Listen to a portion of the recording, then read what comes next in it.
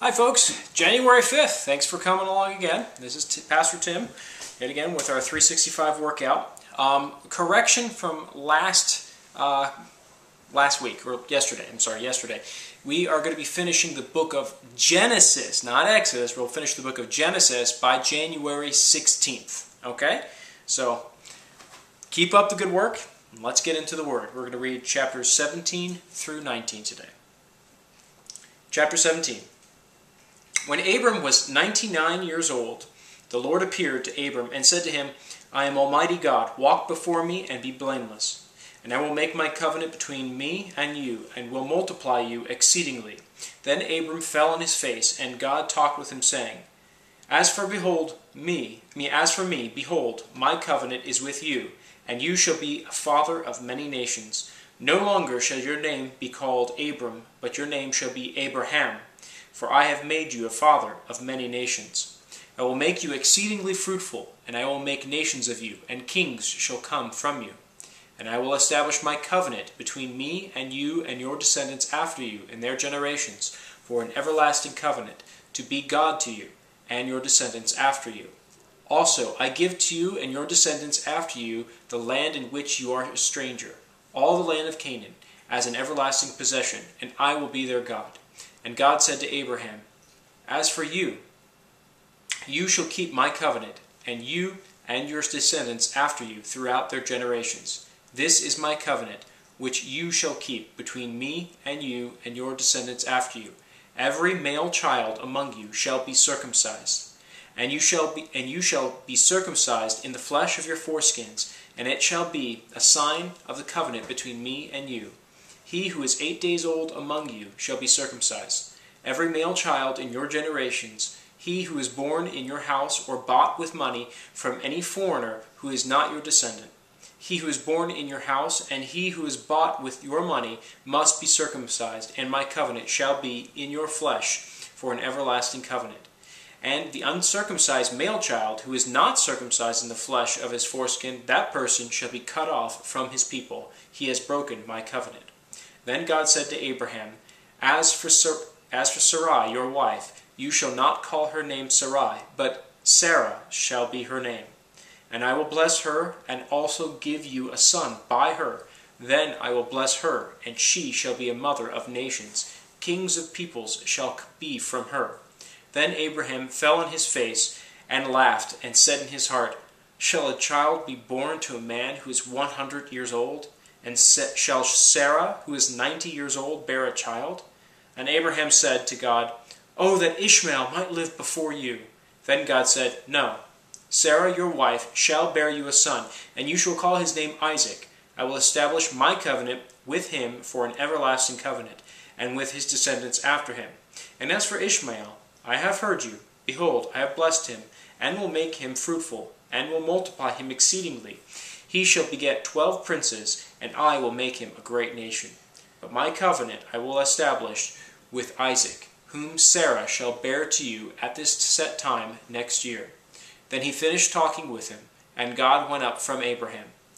So Abraham took Ishmael his son, all who were born in his house, and all who were bought with his money, every male among the men of Abraham's house, and circumcised the flesh of their foreskins that very same day, as God had said to him. Abraham was 99 years old when he was circumcised in the flesh of his foreskin, and Ishmael his son was 13 years old when he was circumcised in the flesh of his foreskin. That very same day Abraham was circumcised, and his son Ishmael, and all the men of his house, born in the house or bought with money from a foreigner, were circumcised with him. Then the Lord appeared to him by the terebinth trees of Mamre, as he was sitting in the tent door in the heat of the day. Chapter 18, So he lifted his eyes and looked, and behold, 3 men were standing by him. And when he saw them, he ran from his tent door to meet them, and bowed himself to the ground, and said, My Lord, if I have found favor in your sight, do not pass on by your servant. Please, let a little water be brought, and wash your feet, and rest yourselves under the tree. And I will bring a morsel of bread, that you may refresh your hearts. After that you may pass by. Inasmuch as you have come to your servant, they said, Do as you have said. So Abraham hurried into the tent to Sarah and said, "Quickly, make ready 3 measures of fine meal, knead it, and make cakes." And Abraham ran to the herd, took a tender and good calf, gave it to a young man, and he hastened to prepare it. So he took butter and milk and the calf which he had prepared, and set it before them, and he stood by them under the tree as they ate. Then they said to him, "Where is Sarah, your wife?" So he said, "Here in the tent." And he said, "I will certainly return to you according to the time of life, and behold, Sarah, your wife, shall have a son." Sarah was listening in the tent door, which was behind him. Now Abraham and Sarah were old, well advanced in age, and Sarah had passed the age of childbearing. Therefore Sarah laughed within herself, saying, "After I have grown old, shall I have pleasure, my Lord being old also?" And the Lord said to Abraham, "Why did Sarah laugh, saying, Shall I surely bear a child since I am old? Is there anything too hard for the Lord? At the appointed time I will return to you according to the time of life, and Sarah shall have a son." But Sarah denied it, saying, "I did not laugh," for she was afraid. And he said, "No, but you did laugh." Then the men arose from there and looked toward Sodom, and Abraham went with them to send them on their way. And the Lord said, "Shall I hide from Abraham what I am doing? Since Abraham shall surely become a great and mighty nation, and all the nations of the earth shall be blessed in him. For I have known him, in order that he may command his children and his household after him, that they keep the way of the Lord, to do righteousness and justice, that the Lord may bring to Abraham what he has spoken to him." And the Lord said, "Because the outcry against Sodom and Gomorrah is great, and because their sin is very grave, I will go down and see whether they have done altogether according to the outcry against it that has come to me, and if not, I will know." Then the men turned away from there and went toward Sodom, but Abraham still stood before the Lord. And Abraham came near and said, "Would you destroy the righteous with the wicked? Suppose there were 50 within the city. Would you also destroy the place and not spare it for 50 righteous that were in it? Far be it from you to do such a thing as this, to slay the righteous with the wicked, so that the righteous should be as the wicked. Far be it from you. Shall not the judge of all the earth do right?" So the Lord said, "If I find in Sodom 50 righteous within the city, then I will spare all the place for their sakes." Then Abraham answered and said, "Indeed now, I, who am but dust and ashes, have taken it upon myself to speak to the Lord. Suppose there were 5 less than 50 righteous. Would you destroy all the city for the lack of 5? So he said, "If I find there 45, I will not destroy it." And he spoke to him yet again, and said, "Suppose there should be 40 found there." So he said, "I will not do it for the sake of 40. Then he said, "Let not the Lord be angry, and I will speak." So he said, "Suppose 30 should be found there." So he said, "I will not do it if I find 30 there." And he said, "Indeed now I have taken it upon myself to speak to the Lord. Suppose 20 should be found there." So he said, "I will not destroy it for the sake of 20. Then he said, "Let not the Lord be angry, and I will speak but once more. Suppose 10 should be found there." And he said, "I will not destroy it for the sake of 10. So the Lord went his way as soon as he had finished speaking with Abraham, and Abraham returned to his place. Chapter 19. Now when the 2 angels came to Sodom in the evening, and Lot was sitting in the gate of Sodom, when Lot saw them, he rose to meet them, and he bowed himself with his face toward the ground. And he said, "Hear now, my lords, please turn into your servant's house and spend the night and wash your feet. Then you may rise early and go on your way." And they said, "No, but we will spend the night in the open square." But he insisted strongly. So they turned in to him and entered his house. Then he made them a feast and baked unleavened bread, and they ate. Now before they lay down, the men of the city, the men of Sodom, both old and young, all the people from every quarter surrounded the house. And they called to Lot and said to him, "Where are the men who came to you tonight? Bring them out to us, so that we may know them carnally." So Lot went out to them through the doorway and shut the door behind him, and said, "Please, my brethren, do not do so wickedly. See now, I have 2 daughters who have not known a man. Please, let me bring them out to you, and you may do to them as you wish. Only do nothing to these men, since this is the reason they have come under the shadow of my roof." And they said, "Stand back." Then they said, "This one came in to stay here, and he keeps acting as a judge. Now we will deal worse with you than with them." So they pressed hard against the man Lot, and came near to break down the door. But the men reached out their hands, and pulled Lot into the house with them, and shut the door. And they struck the men who were at the doorway of the house with blindness, both small and great, so that they became weary of trying to find the door.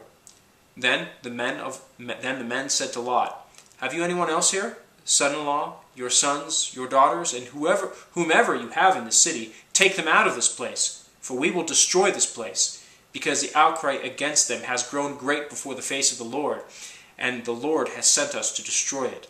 So Lot went out and spoke to his sons-in-law, who had married his daughters, and said, "Get up, get out of this place, for the Lord will destroy this city." But to his sons-in-law he seemed to be joking. But when the morning dawned, the angels urged Lot to hurry, saying, "Arise, take your wife and your 2 daughters who are here, lest you be consumed in the punishment of the city." And while he lingered, the men took hold of his hand, his wife's hand, and the hands of his 2 daughters, the Lord being merciful to him, and they brought him out and set him outside the city. So it came to pass, when they had brought them outside, that he said, "Escape for your life. Do not look behind you, nor stay anywhere in the plain. Escape to the mountains, lest you be destroyed." Then Lot said to them, "Please, no, my lords. Indeed now, your servant has found favor in your sight, and you have increased your mercy, which you have shown me by saving my life. But I cannot escape to the mountains, lest some evil overtake me and I die. See now, this city is near enough to flee to, and it is a little one. Please, let me escape there. Is it not a little one? And my soul shall live." And he said to him, "See, I have favored you concerning this thing also, in that I will not overthrow this city for which you have spoken. Hurry, escape there, for I cannot do anything until you arrive there." Therefore the name of the city was called Zor. The sun had risen upon the earth when Lot entered Zor. Then the Lord rained brimstone and fire on Sodom and Gomorrah from the Lord out of the heavens. So he overthrew those cities, all the plain, all the inhabitants of the cities, and what grew on the ground. But his wife looked back behind him, and she became a pillar of salt. And Abraham went early in the morning to the place where he had stood before the Lord. Then he looked toward Sodom and Gomorrah, and toward all the land of the plain, and he saw, and behold, the smoke of the land, which went up like the smoke of a furnace. And it came to pass, when God destroyed the cities of the plain, that God remembered Abraham, and sent Lot out of the midst of the overthrow, when he overthrew the cities in which Lot had dwelt. Then Lot went up out of Zor, and dwelt in the mountains, and his 2 daughters were with him, for he was afraid to dwell in Zor. And he and his 2 daughters dwelt in a cave. Now the firstborn said to the younger, "Our father is old, and there is no man on the earth to come into us, as is the custom of all the earth. Come, let us make our father drink wine, and we will lie with him, that we may preserve the lineage of our father." So they made their father drink wine that night, and the firstborn went in and lay down and lay with her father. And he did not know when she lay down or when she arose. It happened on the next day that the firstborn said to the younger, "Indeed, I lay with my father last night. Let us make him drink wine tonight also, and you go in and lie with him, that we may preserve the lineage of our father."